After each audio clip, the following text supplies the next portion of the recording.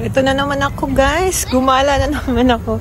Ito ako sa isa sa mga beautiful park na malapit lang din sa area namin. Ito yung Yamanote Park.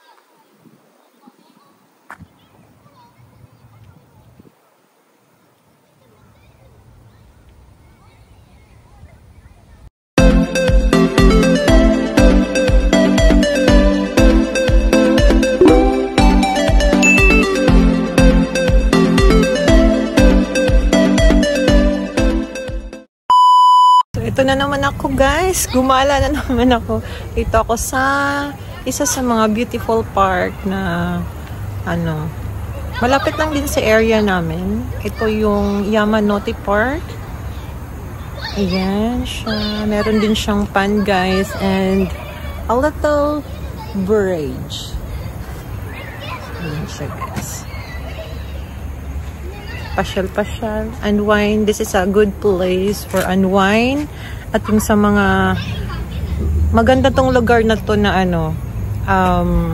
para sa mga sugatan ng puso. Mga nasaktan ng puso. Charot! Mga ganyan talaga ako, guys. So, ayan yung mga kids. Andyan yung nanay nila. Isa din to sa park na after school ng mga kindergarten or yung mga mga maliliit pa na mga nag-start pa ng schooling, like yung ganyan yung mga bata na yan. Dinadala sila dito ng nanay nila after ng school para pang-awain kasi 'di ba ang hirap kaya ang hirap mag-aral. So, as a reward, siguro, mabait yung nanay. Magaling mga nanay nila dito.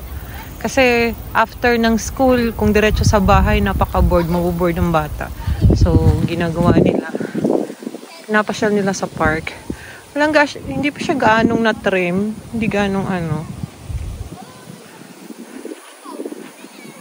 hindi na alagaan ngayon. Kasi ang init eh. Ang init kasi ng panahon ngayon.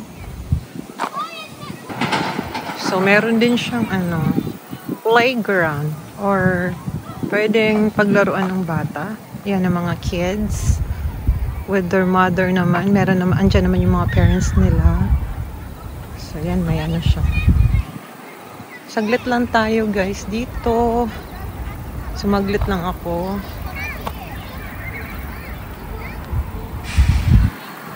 Carry me out of my head. Yan siya. Medyo malaki to, kaya lang parang hindi pa nila na-trim. Hindi nila na-trim kasi summer kasi.